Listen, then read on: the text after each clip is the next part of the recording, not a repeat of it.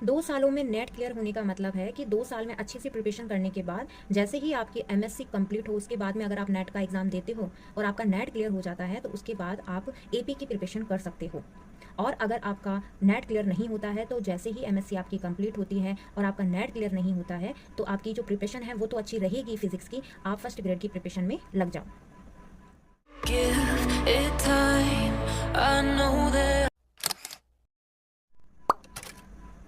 Hello everyone, welcome back to my channel. तो आज के इस वीडियो में हम उन पर्टिकुलर क्वेश्चंस के बारे में बात करेंगे जो क्वेश्चंस हमेशा जो बिगनर होते हैं, जो आरपीएससी फर्स्ट ग्रेड की प्रिपरेशन पहली बार कर रहे हैं, उनके माइंड में आती है या फिर वो प्रिपरेशन करने वाले हैं। तो उन्हीं क्वेश्चंस के आंसर मैं इस वीडियो में आपके लिए लेके आई हूँ। Let's go started. पहले मैं बात करूँगी उन स्टूडेंट्स के बारे में जो वैकेंसी का वेट करते हैं।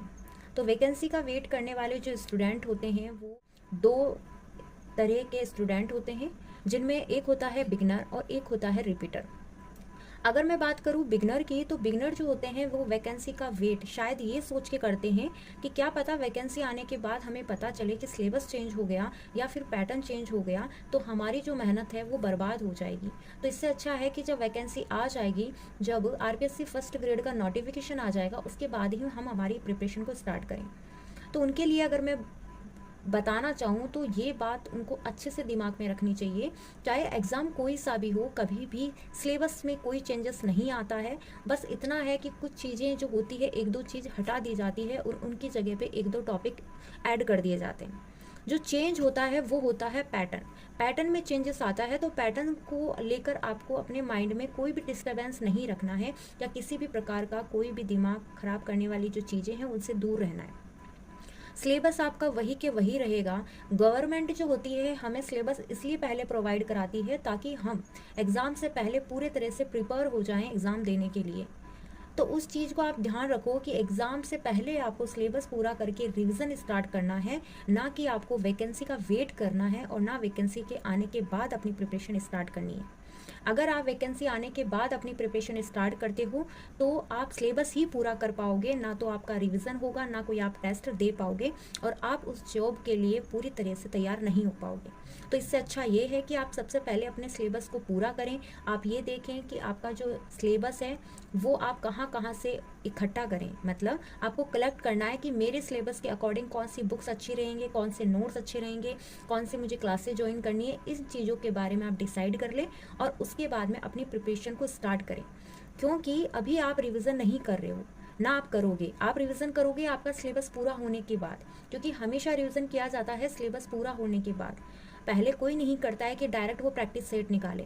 अगर आप बिगनर हो तो सबसे पहले आपको सिलेबस पूरा करना चाहिए, उसके बाद में आपको प्रैक्टिस सेट निकालना है और तब तक वैकेंसी आपकी आ जाएगी। आप आराम से बेफिक्र होकर अपने सिलेबस को पूरा करने पर ध्यान दीजिए।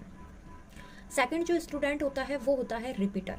रिपीटर जो होता है वो वैकेंसी का वेट इसलिए करता है कि वो ये सोचता है कि मैंने पूरी प्रिपरेशन कर रखी है, मेरा पूरा सिलेबस कंप्लीट है, मुझे सिर्फ डेली रिवीजन करना है और प्रैक्टिस सेट निकालना है। तो मैं वैकेंसी आने के बाद ही ये सारी चीज़ें करने वाला हूँ, पहले मैं नहीं करूँगा, क्योंकि अभी तक पता नहीं है कि कब एग्ज़ाम की डेट आएगी, कब एग्ज़ाम होगा, कब वैकेंसी आएगी। तो उनके लिए मैं एक बात बताना चाहूँगी कि अगर आप रिपीटर हो तो जाहिर सी बात है कि या तो आप 10 या 15 मार्क्स से रहे हो या 1-2 मार्क्स से रहे हो। अगर आप 10 या 15 या 20 मार्क्स से रह गए हो पीछे, इसका मतलब है कि आपने स्टडी के अंदर लापरवाही बरती है। और अगर आप 1 या 2 नंबर से रहे हो तो आप मान सकते हो कि हाँ, आपकी किस्मत ख़राब होगी, जो आपकी किस्मत ने आपका साथ नहीं दिया। काफ़ी ऐसे स्टूडेंट होते हैं जो 10-15 मार्क्स से भी रह जाते हैं, उसके बाद भी उनको लगता है कि उनका लक ख़राब था। उनका लक ख़राब नहीं था, उन्होंने पढ़ाई के अंदर लापरवाही बरती जिसका नतीजा उनको मिल गया।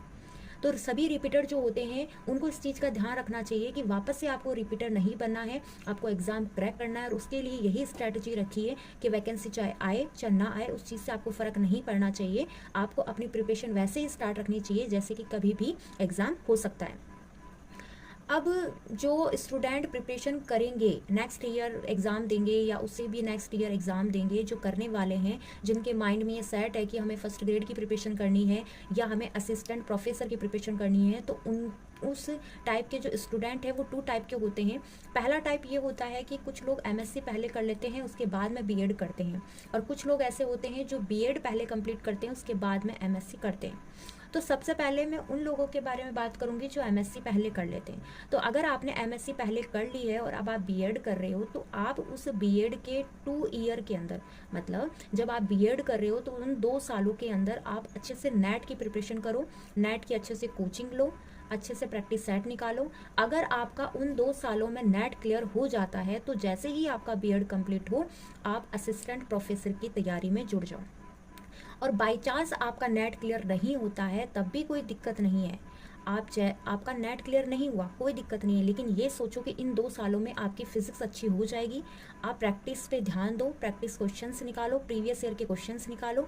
आपका फिजिक्स का सिलेबस तो उन 2 सालों में अच्छा हो जाएगा और रिमेनिंग में बचेगा फर्स्ट ग्रेड का फर्स्ट पेपर का सिलेबस, जो जैसे ही आपका बीएड कंप्लीट होता है उसके तुरंत बाद आप फर्स्ट पेपर की तैयारी भी स्टार्ट रखो। और जैसे ही आपका एग्ज़ाम की डेट आ जाती है, अच्छे से एग्ज़ाम दो, आपका एग्ज़ाम अच्छे से क्लियर होगा अगर आपने पूरी ईमानदारी के साथ प्रिपरेशन की है तो। अब जो स्टूडेंट बीएड पहले कर लेते हैं और उसके बाद में वो तैयारी करते हैं एमएससी के, तो उनके लिए मैं बता दूं, बीएड अगर आपने स्टार्ट अभी आपका चल रहा है उसके बाद एमएससी करेंगे, या फिर आपने बीएड पहले कर लिया है और एमएससी अब आप अभी कर रहे हैं, तो आप वापस से नेट पे ही फोकस करो। ओके, नेट पे ही फोकस करो। अगर आपका 2 साल में नेट क्लियर हो जाता है एमएससी के साथ साथ में तो बहुत अच्छी बात है, आप उसके बाद में एपी का एग्ज़ाम दो। लेकिन अगर 2 सालों में आपका नेट क्लियर नहीं होता है तो आपकी फर्स्ट ग्रेड का जो फिज़िक्स का पेपर है वो तो आपका अच्छा हो ही जाएगा। उसके बाद में आप फर्स्ट ग्रेड के फर्स्ट पेपर की तैयारी करो और फर्स्ट ग्रेड का एग्ज़ाम आप दे सकते हो आराम से, आपका अच्छे से क्लियर हो जाएगा। इसमें भी अगर आपने पूरी ईमानदारी दिखाई तो मेरे ख्याल से आपके सारे डाउट क्लियर हो गए होंगे। फिर भी अगर आपके माइंड में कुछ और भी डाउट है तो आप कमेंट में ज़रूर लिखिए, बताइए मुझे, अपनी प्रॉब्लम बताइए कि आपको किस टॉपिक को लेकर या किस बात को लेकर आपका माइंड जो है डिस्ट्रैक्ट हो रहा है। मैं ट्राई करूँगी कि आपकी प्रॉब्लम सॉल्व करूँ। तो मिलते हैं नेक्स्ट वीडियो में एक नए टॉपिक के साथ, तब तक जुड़े रहिए आप मेरे चैनल से। Thanks for watching my video.